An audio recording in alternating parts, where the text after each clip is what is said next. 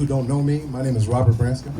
I'm the chair of the Arizona Democratic Party. I want to thank you for coming this evening to support the Young Dems, or Young College Dems, down here in Tucson. It's important that we support the Young Dems because they're our future, and we should make sure that we include them and try to put them in positions for success. And there are, I guess they say, like our barometer, right? Because of youth. And we want to know where we stand at because we need to pass the baton to them. Yep. We need to help guide them, but we also need to listen to them because they have concerns just like we had concerns for us older folks. I know when I was young, I got out of college. I remember sleeping on my friend's floor in Beverly Hills, California, off of Robertson Boulevard, and walking to Century City. And that was the worst thing I could have ever done because everybody was passing me in Maseratis and Mercedes-Benz, and you know, they had all this money and stuff, and I was looking up and like, well, one day, will I be the same place? And so right now I know a lot of young people don't see the future that way because they see a lot of debt, they see a lot of housing costs that they might not be able to afford a home, climate change, a whole host of things. And a lot of the things that I had, as far as rights or just a chance out of life, they don't see that. So it's important that we listen to them and bring them into the fold and hear their voice. And tonight, we get a chance to hear them speak their truth. You know, they got some questions, I don't know what they are. Okay, hopefully they're very hard, but you need to speak your truth. You know, people, speak your truth. Okay, because if you don't speak your truth, then it's never going to come about for you. So with that said, for everyone who came the farthest down here, okay? Surprise. Okay. Surprise, okay. I know Sedona's back there. Anybody farther than Sedona? Yeah, that's right. Okay, so people came to hear you. All right? So thank you very much for attending tonight. I'm going to pass the mic over so they can go ahead and start this round table discussion. Thank you very much.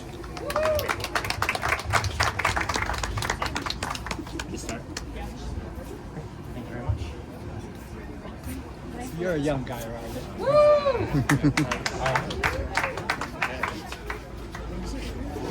I got all that talk about that. Well, sit down, bro. Yeah. Hey, down. Okay.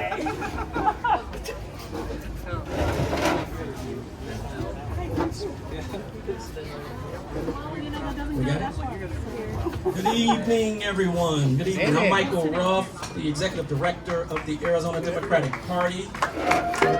Once again, I echo the chairman. Thank you for driving far and wide to join us this evening. We're going to have an interesting conversation with we have the college, U of A College Young Dems, and the Pima County Young Dems. And so we're going to have a lively, spirited conversation related to being a Democrat and get their perspective. So we're going to ask them a couple questions, and then we'll take some questions from you all, the audience, as well. But let us start by introducing ourselves. This past Hi, I'm Kate Mook. I actually just moved to Tucson and Arizona generally in August of last year. I reached out to Pima Young Dems, which is a testament of social media presence and its importance. And I was like, Abby, how do I get involved here? Because I knew that it was a good place to find community when you're involved with people who consider themselves Democrats or progressive. And I am now the Vice President of Pima County Young Dems, and I am the National Committee person for Young Dems of Arizona. So Where did you mostly come thanks from? to Abby. Where'd you move I come from? from California, Palm Springs. Okay. Oh, so you're used to the desert then? Yes. Almost, she's used to the desert. No, I'm allergic to the desert. Hi everyone, my name's Abby Cox. I actually just rolled off as the president for Pima County Young Democrats. Great to It took 2 years to restart it. I got this crazy idea 2 summers ago that the young people needed to feel represented in the party and like their voices were truly heard. And so 2 years later, we finally had an election again, and I'm excited to see what the new board does. I'm also still the vice president of Young Democrats of Arizona. Woohoo! Hello everyone, my name is David Gomez. I am a Nogales native, so Southern Arizona native, local LD21 PC, incoming LD21 treasurer as well. And I am regional director for Arizona College Democrats, so I work a lot of here locally. You know, this is my land here, my home districts, and I just want to make a difference, and I'm out here with all y'all just to connect and get my voice heard.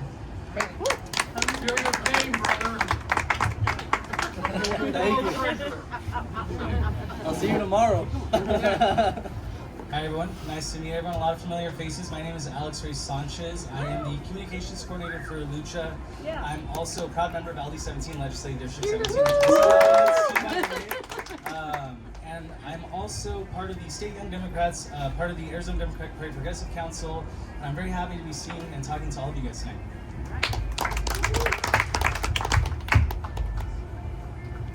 Hello, my name is Tradevon Rhodes. I am a proud LD17er. Shout out to LD17. I am a student at the U of A. I'm currently part of UA College Dems. I'm chair of the African American Democratic Caucus. And yeah, you know, I'm happy to be here. I'm happy to be seeing all these lovely faces today. With the honor of sitting next to all these other talented individuals. Hold it up. I'm Armor Trout. I'm the president of University of Arizona College Democrats. Proud union PhD researcher at the University of Arizona. And I want to give a quick shout out, PC 9020, and a quick shout out to Alex Ray Sanchez, who is named on the 40 under 40 for the Southern Arizona Hispanic Chamber of Commerce. A well-deserved accomplishment. Thank you. Thanks for all being here. Congratulations and thank you all. So I get the opportunity to travel with the chair sometimes, and we travel around the state, speak at different Democratic events, and one of the most common questions we get is, what would it take to get young people involved? We need young people. What are you going to do? How can we get them involved? So let's ask them tonight, right? Yeah. I'll start with any one of you, but my question would be, what are the barriers to keep young people from getting involved or rising to leadership roles in the Arizona Democratic Party, or the Democratic Party, period? What are some of the barriers you feel? Anyone? I think one big thing, which it's probably speaking to the wrong room of people that's here now, but it's like Chair Branscombe said, is listening but actually hearing what we have to say. I was talking to my friends last night, and I was like, maybe this is a niche example, but George Washington was 20 years old when he started as a military leader. And that wasn't weird at the time. Our founding fathers were all in like their 30s and 40s. And that wasn't unusual, but now it's really unusual, especially in the Democratic Party, that people are young, that people don't have gray hair. Like that's just what's been normalized. And I think that actually listening to what younger people have to say, I have a really good example. There's an attorney named Emily Amick, and she was a staffer for Chuck Schumer. She has a really good presence on social media, and she's been sounding the alarms for years about losing the right to abortion. She's been sounding the alarm for years about the RFK Jr., the MAHA movement, for like the last decade. And no one was listening to her, even though she was on Capitol Hill. She could have helped us, if we had listened, helped us resolve a lot of the problems we're having right now, if we had actually listened to what she had to say. But because she was in her 30s and 40s when she was saying these things, it was falling on deaf ears. So a lot of harm could have been resolved just by actually listening, but then acting on it and hearing and acting on the things that she said, or that young people are saying. I want to make my point by starting out asking if you all have ever made a mistake in your life. Yes. Nobody's perfect in this room? I've made some mistakes. So I have had the privilege to talk to many people around this entire state, and the main thing that they all tell me as to why they don't feel comfortable getting involved in the Democratic Party, especially as a young professional, is that they feel as if they have to be perfect for the party to be in the spaces, or that they're not allowed to make a mistake, or that they're not allowed to not know everything. They have to be perfect, they have to know all of the details, and that's not the case. And we should never have it be the case for that. We should open up the space and give them an opportunity to learn. I actually used to be a dancer, and when we started out at the beginning of the year, we all were not synchronized whatsoever. It was kind of a hot mess, if I'm gonna be honest. But by the end of the year, we all worked together, we all got on the same beat to win world-class championships. And that's what we need to do in the party. We need to make sure that we're all bringing each other along, and we're going to the same beat so then we can win. Thank you. Well, personally, when it comes to a lot of barriers, we can all see the different traditional institutional barriers, the systemic barriers, and even structural barriers. Personally, speaking a lot for the young people, we how do I say this? I'm joking. I can't. I'll think about it right now. Think about it. You know, those memory lapses get worse.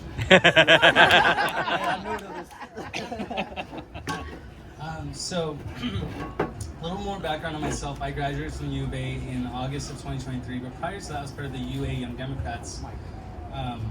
Apologies about that. I was part of the UA Young Democrats for quite a few years now. And when I was part of the UA Young Democrats, I interned for ADP. I did a congressional internship. I was so excited, but at the same time, there was so much. It was overwhelming. I had no idea what to do. I think one thing that to take good note on, LD17's done a really good job of keeping me involved, asking me my opinion, making me feel valued. That's been huge. But also Alex Cack as well, connecting me with people, always being a valuable resource to talk, especially when it comes to things that like I'm still figuring out a lot of my political takes, especially some of the ones that you never know how they can land, or they can be controversial potentially, or really just giving a safe space for young people to learn and grow. And it's huge for a lot of young people.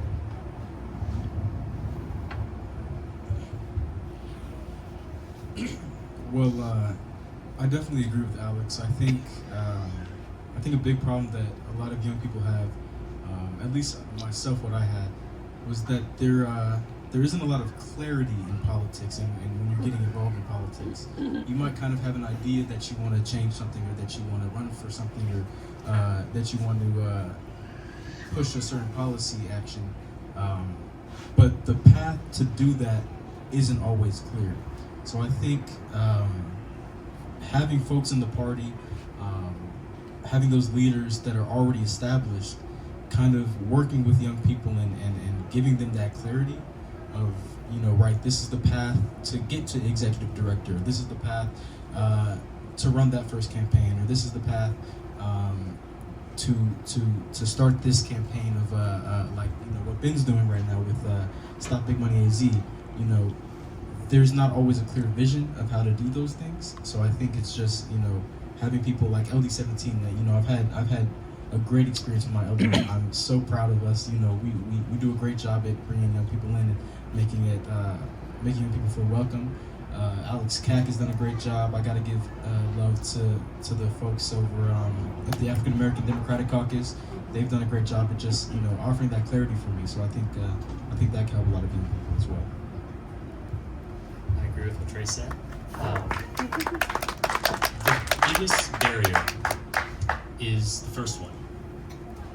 It's the barrier of, why would I participate in a party that I don't think is fighting for me? And the reality is, it's far often too true. Our party has unfortunately sat idly by in many cases, as our beloved President Obama has done so many of the same terrors that we now speak out against when Trump does it with ICE, as our beloved Bill Clinton rolled back union protections, as many of the people who we hold so dear, like these are Democrats, have torn apart our institutions. And to be young in America now is to grow up in a world where every institution has failed you. Here. We're facing a climate crisis. We're facing schools that don't make you feel good about what you learn. And due to the unfortunate brilliance of the far right in seizing social media, you've got the straw men of the Democratic Party and Chuck Schumer and Hakeem Jeffries and Sleepy Joe Biden that are ruining our rep. So the biggest barrier is even convincing people that it's a party worth fighting for. And I think there's a lot of good. There's so much good that we do. There's efforts to protect civil rights that we're championing as a party. But until we recognize the hurt that not only young people, but all of the people who are systematically disenfranchised by not having money, not having white skin, until we truly acknowledge that hurt, just the barrier of like, why would I participate, will still remain. So we have to lower that barrier to get young people, and we have to become a party that they want to be in.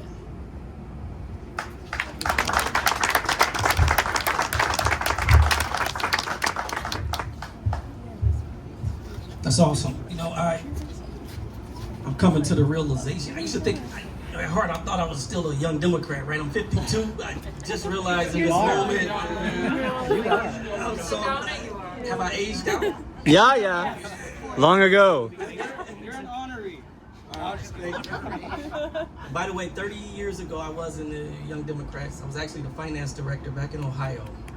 And so it's amazing to hear some of the things you're saying, because some of these things we were saying 30 years ago about barriers 50 years ago. Yeah, about being getting involved. Let's do this. Let's take some questions. I get a lot of questions, so somebody asks a question. I get a lot of questions about young people being involved when we're out. Ma'am, go ahead. I was surprised that none of you said you couldn't figure out how to get involved. You didn't know what the first step was because you can't find your LD. You don't know what a PC is. You don't know how to find us. Have you experienced that? How is it? Is it real? What do we need to do to make it better? What do they need to do to make it better? Have you had hard time finding your LDs? Are LDs responsive? Are you being ignored? Okay, so I got into politics recently, I'd say like 9-10 months ago. And I didn't know anything besides the fact that I had to get involved, right? I didn't know how I was going to accomplish that, right? I was lucky enough. I was able to secure an internship. It wasn't even an official internship. I kind of just bugged my city council person like for weeks on end until he said, "Hey, just come volunteer, stay in our office, and we'll show you." And somebody in his office at the Ward 2 office, they said, "Hey, you should really come to this 4th of July party that my club is hosting, Democrats of Greater Tucson." So I was like, man, you know what? Nothing sounds more fun than going to a 4th of July party with a bunch of, random old folks. I love it. But I actually did love it. I went up there and everybody was so nice and they were kind and they were receptive and, they were open to the ideas that I had. So I'd say really to anybody who doesn't know where to start, you kind of just have to find it, and I hate to say it, but you kind of have to find it, I think if you have a passion for anything in life, you'll figure out how to get there, Bug that city council person, bug your social studies teacher, if you're in college and you see a club, bug the president, I'm sure Ben's always getting hit up all the time. Maybe not, but I think really you have to make the effort to look for that end. Unfortunately, fortunately, I'd say, I think that making that effort kind of weeds out the folks that aren't in it for the purest intentions, in my opinion. Hey Trey, you haven't told the whole story about DGT. What happened next? Oh, well, listen, the folks at DGT were so great. They said, "Hey, let's take a chance on this young kid and put him on the board." And I was so thankful for that. and we're gonna have a super great event this Saturday or this Sunday, and that's what it's all about. Truly, it's just, you really never know when your opportunity is gonna be to get involved, and it could lead you to great things. Being on the board and organizing events where we're supposed to have 100, we have 103 folks signed up for our event on Sunday. That's amazing. 103 community members coming together on Sunday. It's insane, And almost 20 candidates. And we have 15 confirmed candidates speaking. That's insane. But I mean, truly, when you go out there and when you take the initiative, great things happen. So. What is the event? It's a potluck pool party. Okay, bring a dish, bring a donation, bring some money. That's what we Hit that URL, buddy. Hit the URL. If I had like a URL right now that I could. TheDGT.org. I would. TheDGT.org. Yeah. And DGT on Instagram as well.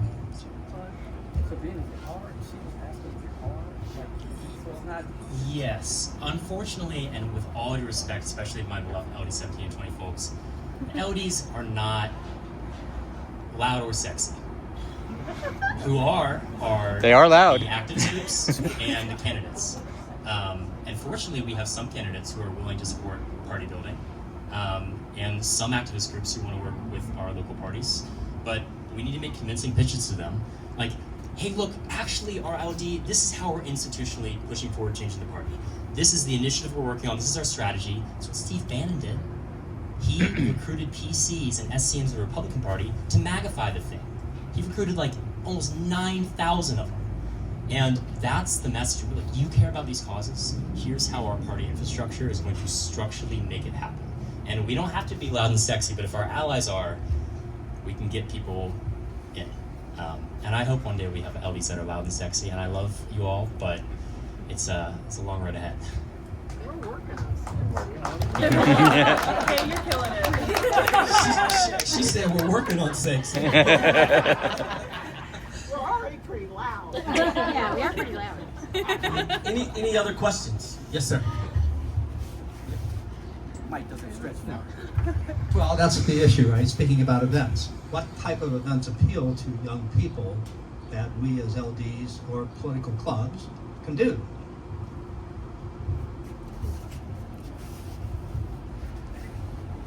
I think after the last 2 years, the biggest thing that I have learned is go into other spaces, make those connections with people, and then bring them into your space. I have also been a part of Tucson Young Professionals, and it has been a privilege to be a part of their advocacy committee, because then I get to meet people from all walks of life, all different careers, and they're not thinking about joining their LD all the time. It honestly probably doesn't actually cross their mind until I bring it up in an advocacy meeting, and then I say, have you ever thought about this? You seem very passionate about this topic.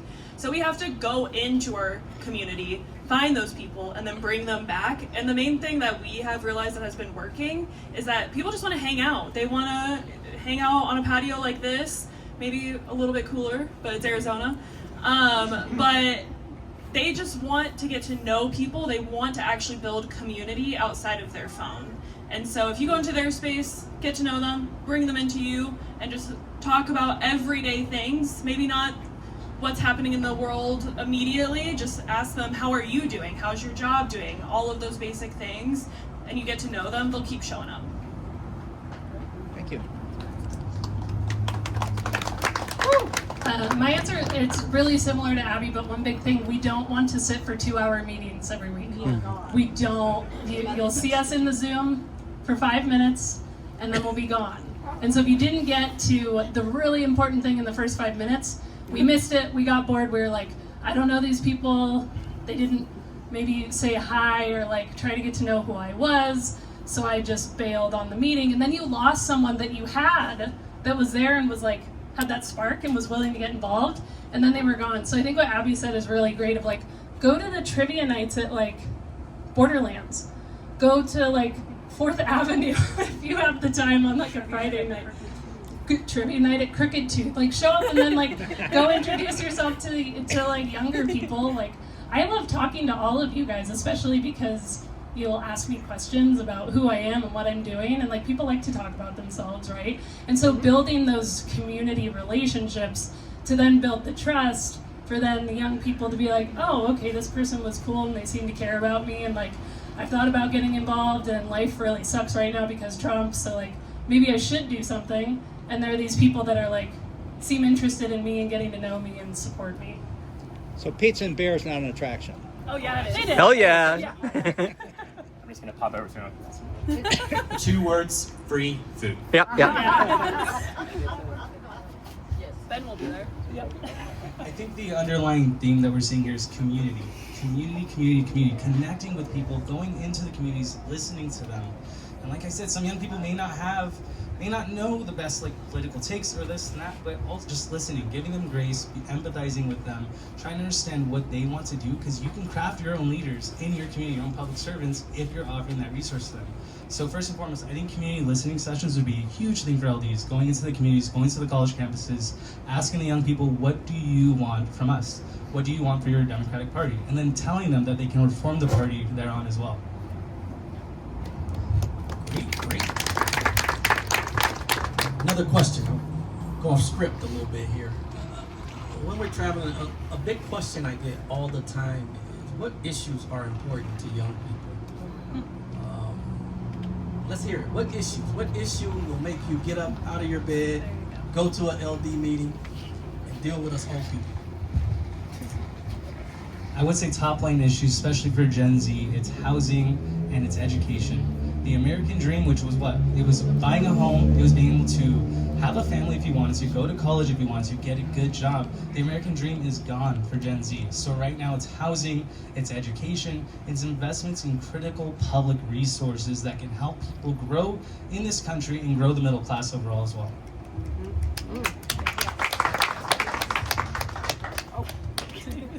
I guess I'm next. What's your issue? Yeah. Well,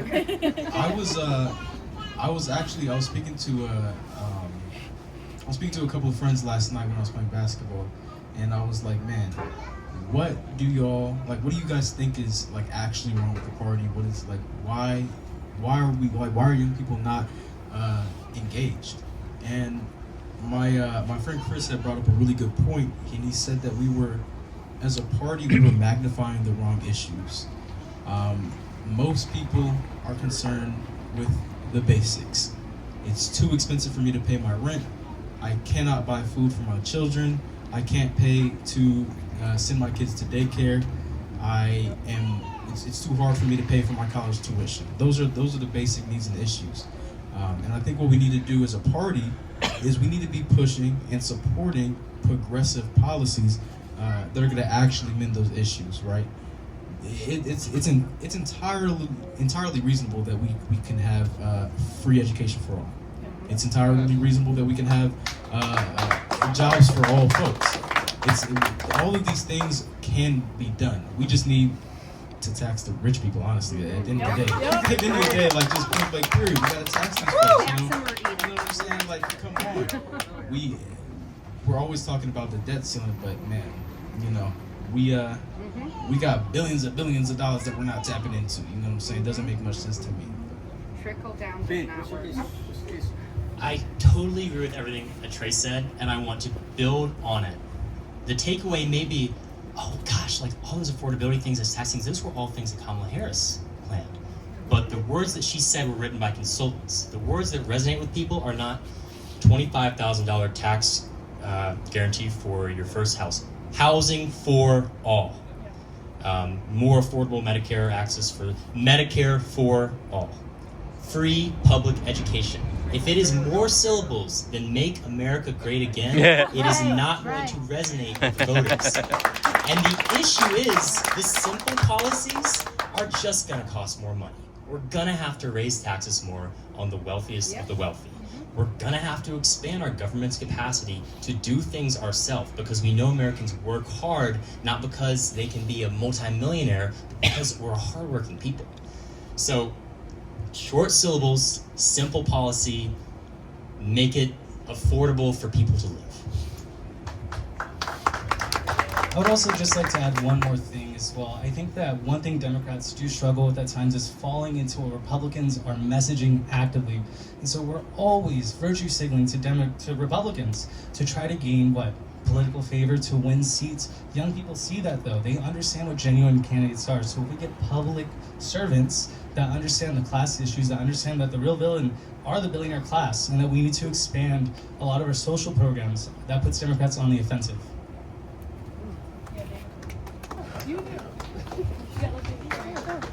Well, just to touch, they basically touched upon all of it. For me, it's mostly affordability, especially for the younger generations, and it all has to do with education, healthcare. Our generation, some of us are handling multiple jobs on top of education as well. There's personal, there's professional burnouts that we have, and that is basically all of it. Affordability.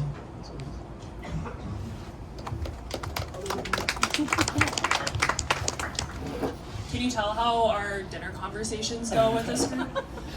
I do want to add this, kind of touching off of Ben a little bit, but I've had a lot of conversations where young people feel as if we are not having the tough conversations. We'll talk about these things, but we're kind of tiptoeing around it, and they want us to just have those tough conversations, be able to work through them, and come out stronger on the other end. They don't want us to tiptoe around it. They just want us to come out and say what we're thinking and be true to who we are as a party.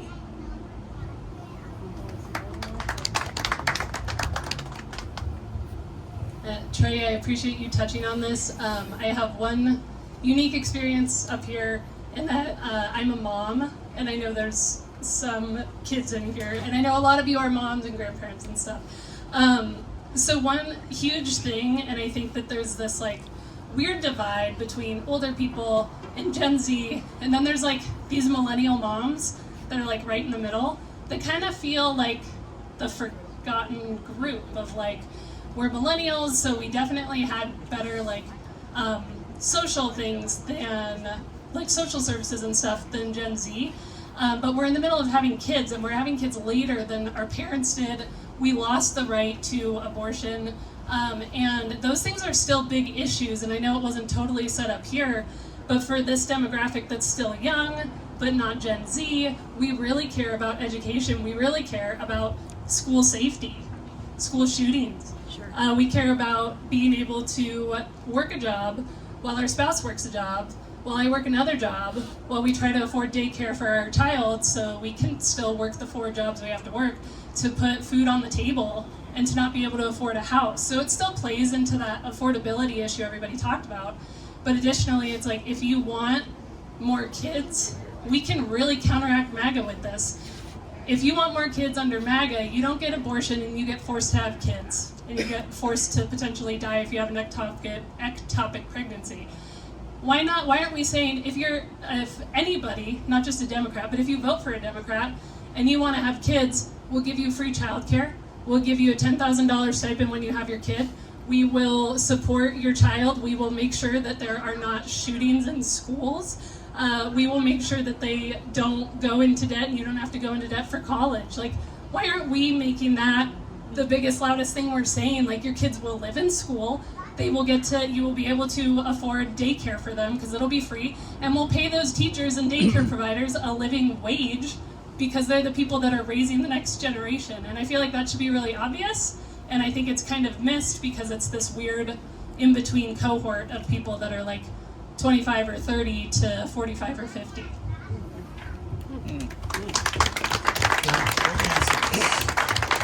Any questions? Helen. We've been trying to start a group of young people within our Democrats in the Red Rocks in Sedona. And I keep running up against apathy.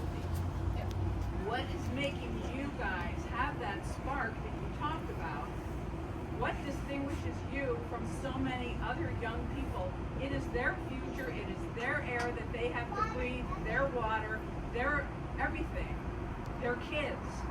And yet it seems like the older people have to keep pulling. They're not getting abortions, but we have so much apathy is what it seems to. And I'm I'm not just judging that. I have moles. I have young people out there talking to other young people, and they keep saying they're not motivated. They don't want to do anything.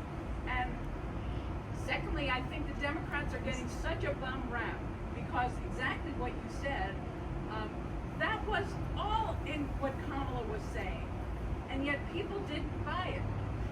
They went Republican when we were going to offer $25,000 for your starter home and things like that. And please don't tell me that we're not the party of the people. But the question going back is the apathy. Are you seeing it when you try to recruit your friends? What can you do to turn these people on to their future? Help explain the apathy, and then also help explain how to get past it. I feel like this is a quicker answer. They have apathy, and my friends are apathetic because they don't think you give a shit about them. You're not revealing that you care. Again, with what Ben said, when your messaging is this very complicated messaging instead of AOC saying free healthcare, free childcare, healthcare for all, free college, like then it's like, oh, okay, and you're actually going to fight for that and you mean what you say, not campaigning on something and then turning around and doing the opposite thing that you said. There has to be trust built. Why would anyone, and this isn't like an attack on anybody in here, but like why would anyone believe you if you turn around and you don't do what you say you're going to do, or you walk around a subject instead of just being straight up and honest, sorry, but like Trump is, of like, here's exactly what I'm going to do for you in simple, plain terms, and then people can understand it. But to be honest, like, consultant messaging from the Democratic Party, from James Carville, who hasn't won an election in like 20 years, it doesn't work for our generation. We don't have the time to listen. We have time to listen to TikTok, 7 seconds, quick, like, messaging. So I think that's one of the biggest things.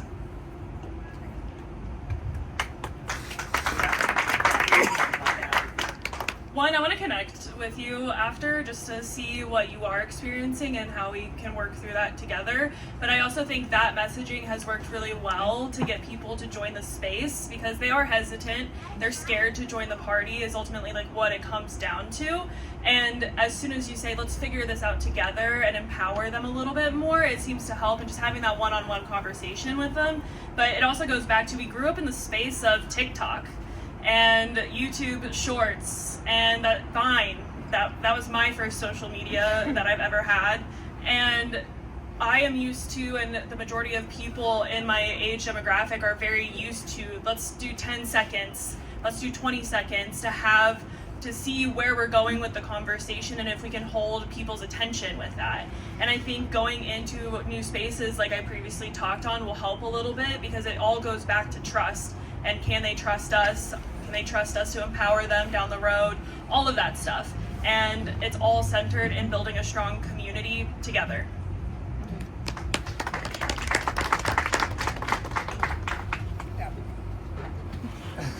Stay on top. Well, I agree with Abby there. It is mostly building trust about that. I personally see it as well coming from Nogales. That's a pretty blue community, as you can see, but a lot of people shifted and voted red. I grew up in a blue household, both my parents public servants.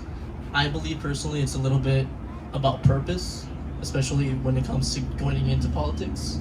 I understood that early on, and that's what made me spearhead in, but I noticed that a lot of my peers simply just have no interest, like you said. And that's just because they are lost, and I believe there's very little civic engagement whenever it comes to politics, especially in rural areas. Not really much in the cities like Phoenix or maybe here in Tucson, but when it comes down to Nogales or even Sedona, I'll consider that a little bit rural. I think people are just disconnected there. So I believe that there's a framework that we as a party should do, and it's a little in my head, but I want to express it with you guys. And it's 3 parts. One would be the alignment. So you align the priorities of the party, align the priorities of all constituents, regardless the age, regardless the generation gap. 2 would be to connect them together, how we're doing right now. This mixer, this connects everyone. And 3 would be unite the party, specifically on the policies that would get the young people. That's the only reason they are not engaged, is because we're not adapting to it. So that's right.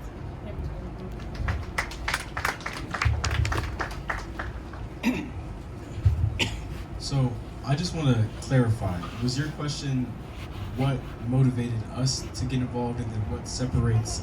Okay, I can only speak from my experience. What motivated me to get involved was quite simply the fact that for the majority of my life, my family and the folks around me were going through great struggles. Right? I grew up seeing my mom work 2, sometimes 3 jobs while trying to go back to school. Right? Whether she had to make decisions of if she was gonna buy groceries this month or if she was gonna pay the light bill this month. I saw my family members go hungry and suffer with drug addiction, and that was my motivation. I simply couldn't stand by and let my family struggle and let the people around me struggle. And I found that the only way to make actual lasting change in this world in America is to be politically active. You have to change the law, you have to change the system, you have to change the infrastructure of this country and the way that things are being done. And I think what separates me from, I guess, maybe the average individual is just the fact that I saw politics as that way and that solution. I think a lot of kids, especially African American kids, especially kids who come from low income or impoverished backgrounds, they don't really understand that politics and government is the way that you make a change. The communities that I'm familiar with and the people that I'm close with, there aren't many options at accomplishing maybe your goals or getting to that next step. Especially financially. So when you're having to make those decisions at the grocery line and you're dealing with these hard challenges, politics is the last thing on your mind to be the way out. You're focused on, okay, I just need to work. I'm about to try to work 40 plus hours and get my paycheck up so I can pay the rent or whatever. You're not really focused on, man, let me go to a rally that's gonna push my legislator to raise the minimum wage. You're not really thinking that. You're just thinking of I need to get this right now. So I'd say that was the difference. It's just that I think we need to show kids that there is a way to produce a better future with politics. It's just as Ben said, how do we make that loud and sexy? I don't really know. I don't know if we can make politics sexy, but Well, I think you can. Sorry not to. The reality is there's this book Originals, and there's this idea in it that once we start to view an idea or a change as inevitable, like, oh, this is gonna happen, we start to warm up to it. Like we look at the Civil Rights Act. That was not popular until it got passed, and then then it becomes popular because that's the world we're living in. It's become inevitable that we will have lower racial divides. The gay marriage was not overwhelmingly popular when it got passed, but it became inevitable and people accepted it. But with getting involved in politics, there's not a lot of big wins to point to, because our institutions are set up that it's so easy to knock stuff down, but it's impossible to build stuff up, especially as a party, because our coalition is so fragmented. You've got all of these big actors that are they don't have to buy off the whole party, they have to buy off 1 or 2 senators. You think of a federal jobs guarantee came before the US Senate, that Ruben Gallego and Mark Kelly, for all their other goods, would vote yes on it. We saw it in AZO1 last year. Crypto decided that they were going to make a big swing and help a candidate win a primary. It's impossible, not impossible, because we're sitting on the stage, we know it's not possible. It's very difficult.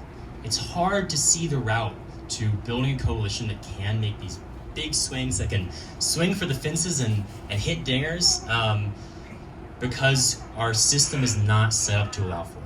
It's a feature of liberal democracy under capitalist systems, unfortunately, and that's something that we have to reckon with, and that is a lot of the big work that I'm really passionate about.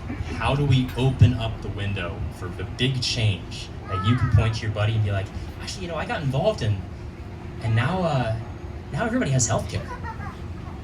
And it's a big win. And the more big wins we get, the more people want to start winning. And all of a sudden, we've got a Claudia Scheinbaum situation where she's got an 80% approval rating, and the life expectancy and well-being of Mexican citizens keeps going up and up. Well, let's do that here with the Democratic Party.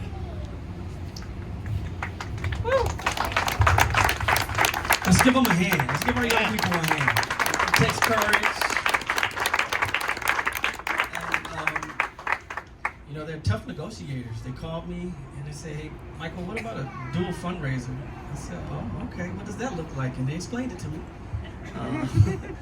Then they called and said, hey, what about a town halls type discussion? I said, okay, what does that look like? And they explained it again. And so give them another hand. And we believe we have to listen to our young folks. We also believe in giving them opportunity as well. And so I'll make an announcement tonight that we're going to make an announcement tomorrow at the state committee meeting. But Abby, if you stand up, please. This is Abigail Cox, right? Abby has a Bachelor's of Arts in Psychology with a minor in Sociology. She also has a Master's in Public Affairs, concentration in Public Policy. And she's working on a Master's in Legal Studies as well, with a concentration in Human Rights and Family Law. She's also been the Senior Development Officer for United Way of Tucson. So we just hired Abby as our finance director at the Arizona Democratic Party.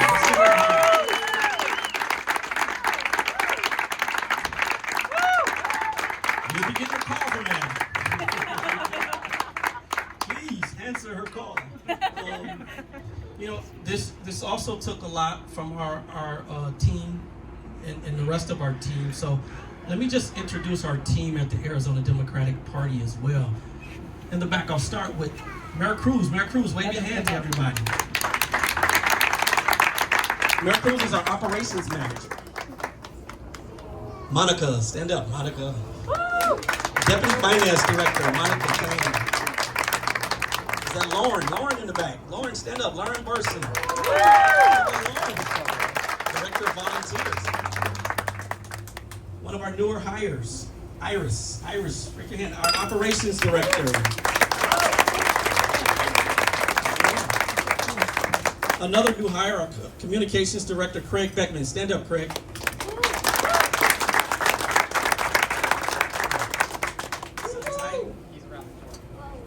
Is that Jacob Hayden? Our Political Director, Jacob Rayford. We view this as just the beginning. At the party, we want to be true to our word. We want to engage with young people. We want to provide opportunities as well. So we're going to figure this out. We're going to figure out how to get those questions answered in real time, Ellen. How does this group come and help in Sedona and other areas as well? So once again, thank you all. We still have food. I think we have the place until 10 o'clock. So there's food. Continue to taste the more drinks as well. And thank you all for driving far and coming and joining us. And please continue to mingle. Let's talk. This is beautiful. Thank you.